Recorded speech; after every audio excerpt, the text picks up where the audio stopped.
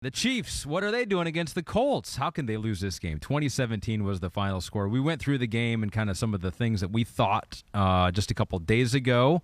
But you've taken a closer look at this right now. And let's just start this off with a homie. Let's let a homie direct the beginning of this conversation if you're ready for that. Nick's Leaks says this. Chiefs fan here. It seems like we never run a game plan specific offense. It's the same passing concepts and RPO game regardless of opponent. Why do you think Andy does it this way? I don't know, but I agree. You know, I am totally on, board with what our man at Nick's Leaks is saying.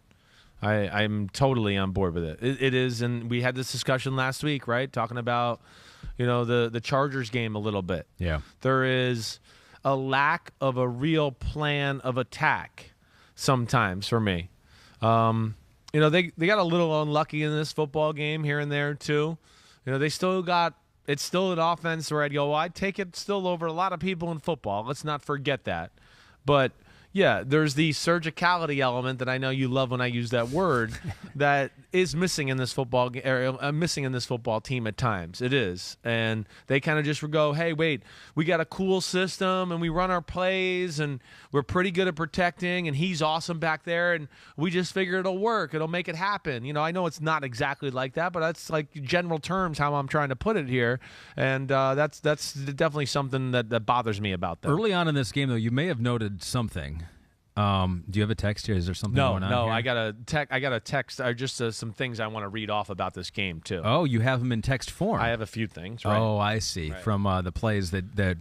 Well, yeah, that was one thing. Threw it off for the Chiefs. Well, here. right. Well, we talked about this just before we get into the specifics of the game. It was one of those games where on Monday we were like, how did that happen? How did they lose? Like, I can't even quite put it in. Like, they were controlling the game the whole time, and we're so clearly the better team on the field.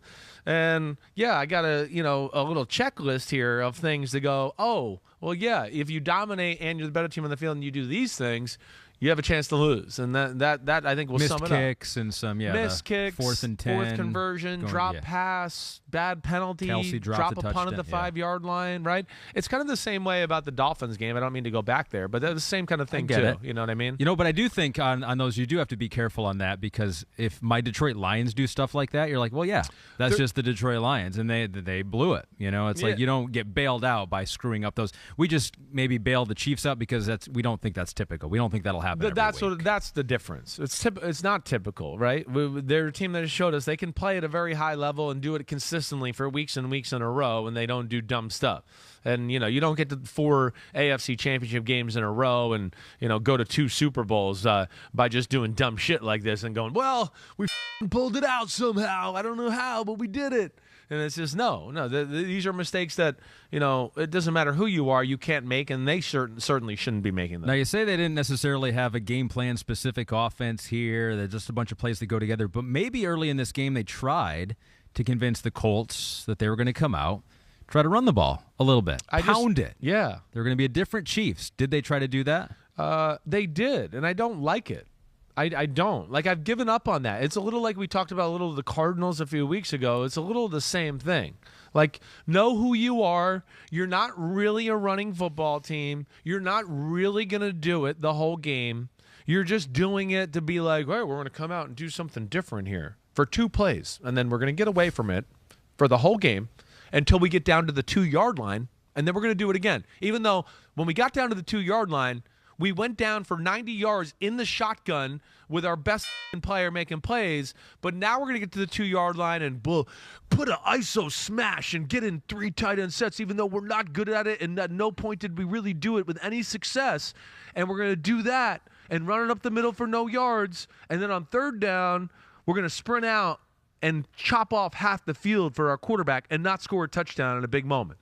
That to me, yes, it's I get bothered by that, by Kansas City. Which we don't always see him do that. We see him run some creative plays down by the goal line, the shovel passes, the options. Definitely.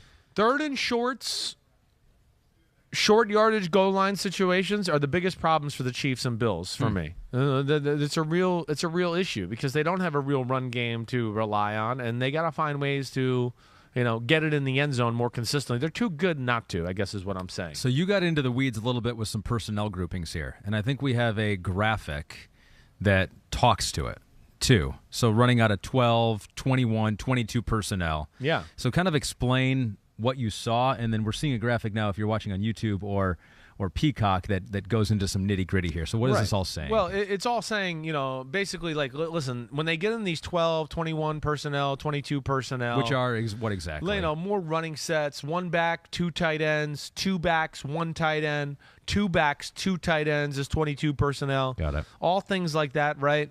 And you could see, like, yards per carry, they're at 4.7. Which is 7th in football, and people, if they saw that, they go, "Look, they're pretty good." It's a little skewed because of one big run by Clyde Edwards-Helaire at the end of the Chargers game. It's a little skewed too because it's like they do it at the start of the game when teams are playing way back, right? And they're like, "Wait, we don't want Mahomes to make a big play right off the start of the game," or they get in those sets, and a lot of teams go, "Well, they might block it up and take a throw a deep post or something."